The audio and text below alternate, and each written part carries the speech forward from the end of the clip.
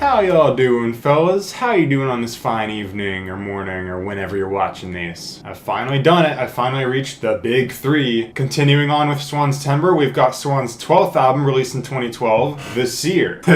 If you turn it around as its butthole. The Seer is the first album in what would go on to become a very notable trilogy of albums, all three of which being over 2 hours with very long, drawn-out songs, very experimental, an extremely fresh, new sound in a genre as old as rock. People have tried to label these albums, tried to make comparisons with them, whether that be calling them post-rock, which only kind of applies, comparing them to Glenn Branca and his Totalism compositions, and I think a lot of these labels and comparisons mostly hold up, but not alone, not isolated. There are countless different ways you can describe the sound on these next three Swans albums. They're super varied, experimental, they take from all over, not just within the scope of rock, but also in other weird experimental genres like drone and noise. No matter what you want to call these albums, no matter what you want to call The Seer, it's probably correct to a certain degree. You can't go wrong calling this a noise rock album, you can't go wrong calling it a post-rock album, you can't go wrong just calling it an experimental rock album. Shoot, I'd even agree with progressive rock to a certain extent. After we saw the band really kind of settle in with what they generally wanted to go for on My Father Will Guide Me Up to the Sky, their subsequent live shows really started to document their progress, their evolution. And it was a really, really fast evolution. There's a lot of live onstage improvisation, Michael Draw is almost acting like a conductor of sorts. Songs started to get more long, free form. They had like several suites to them that would just lead into each other. The way they start assembling their music is much less like a typical rock band and more like it's being orchestrated. And this culminated into one of Swan's most distinctive, confident works yet, which is pretty dang impressive considering this is just after their comeback album. They've only really been back together for just over 2 years here, and this is the result. The Seer consists of 11 tracks which widely consist of very different ideas, most of which, especially in the longer songs, are highly experimental, super dark, frantic and tribal, all-consuming and epic, heavy and soul-crushing, straight up terrifying to straight up optimistic. Of this trilogy, The Seer is the most diverse not just in sound, but also in mood. Back when it was new and there was no better album to compare it to, people were comparing it to Soundtracks for the Blind. Both of them stood alone as these artistic, colossal albums, and it was like, oh, The Seer is like Soundtracks. If it had a more full band sound, it was way more dark and gritty. Oh, it's like combining everything Swans have done up to this point.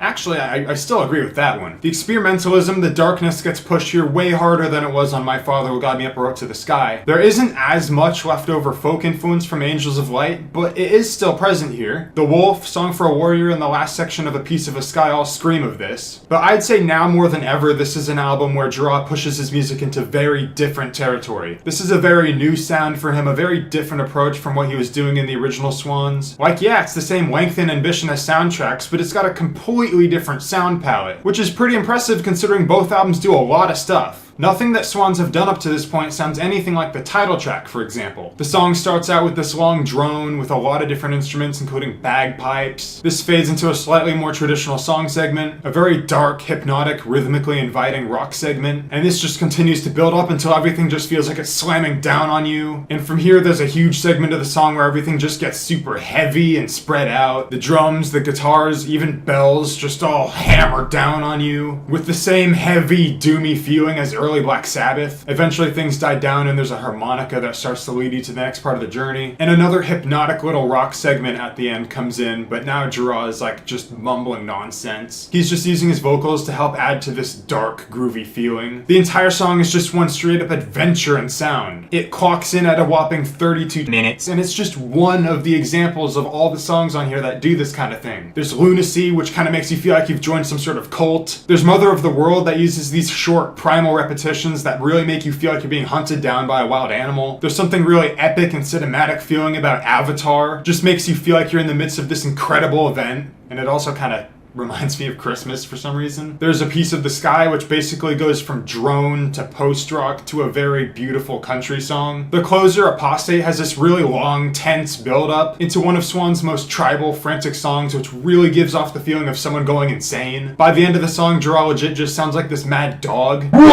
The album as a whole doesn't have as strong of a journey-like sense to it as individual tracks on it do. That's something I can attribute more to the two albums that come after it, but there is so much to pull out out of a lot of these individual tracks. A lot of these songs are long enough and complex enough to stand as their own release. Like, I'm glad they're all compiled because it makes for a very intriguing, dark journey with a lot of twists and turns. It just feels like there's a bit of a disconnect from like the first third of this album compared to like the last third. Just the strength of how creative and interesting these tracks were pulled together, were formed, how they sequence from one section to the next. Despite its length, it completely sucks me in, and I usually always listen to it all the way through every time. And I still love picking apart individual tracks like The Apostate. This is just yet another very successful instance of where Swans really cultivate this weird dark world out of an album. The Seer really mentally sends you places, whether that be some dark woods, witnessing some giant catastrophe and all of its aftermath, ascending to heaven, or going down to hell, as the last two tracks seem to convey. So let it be perfectly clear, this is one of my favorite Swans albums. I love it to death. But I have two grievances with it that really get highlighted more by their next release. Number one, a lot of the progressions on this album are good,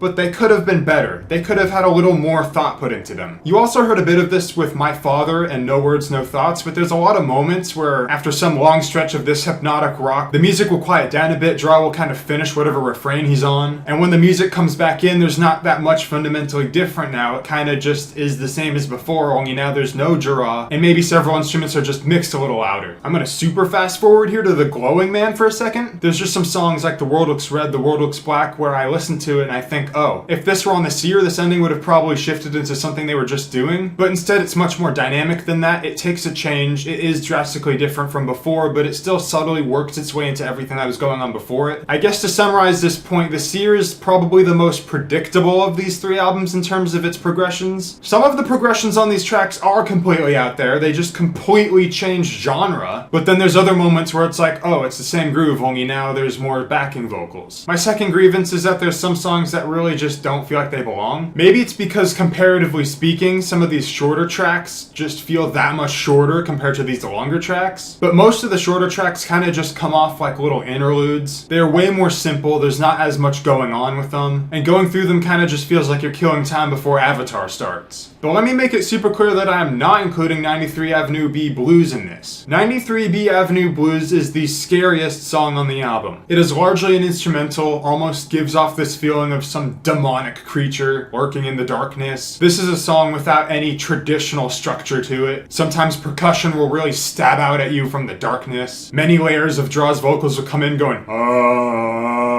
It's all strung together by a saxophone that sounds like it's being tortured to death. They legit made what I'm really certain is a saxophone sound like some wild animal. This track is a nightmare in audio form. So yeah, The Seer is an incredibly strong album. Nearly every track grips you for very different reasons. There's a very structurally interesting way that a lot of these songs are put together. The way they build, the way they transform, the way they drone on, the way they shift in mood, whether that be for better or for worse, the way they build in tension or release in very primal cathartic ways. This is a lot of people's first Swans album, and I can really understand why with songs like Lunacy. This album is as experimental and out there as it is intriguing and inviting. This is that kind of dark music that you can really easily embrace and get impressed by, not just when you first get into it, but when you continue to listen to it, continue to find new things in it 4 years later. As a small chunk of you know, I did a kind of first reaction style video to this album on my terrible old channel. I don't like most of those videos, but I'll link the Seer one in the description below. Yeah, if you want to see my initial thoughts on this album from 4 years ago, go right ahead. One big thing I disagree with from my 2015 self is that The Apostate is the perfect closer for this album. Like, yes, A Piece of the Sky is a wonderful track and it could work as a very great closer, but The Apostate embodies way more of the spirit of this entire album, and I think ending on this more chaotic, dark, going mad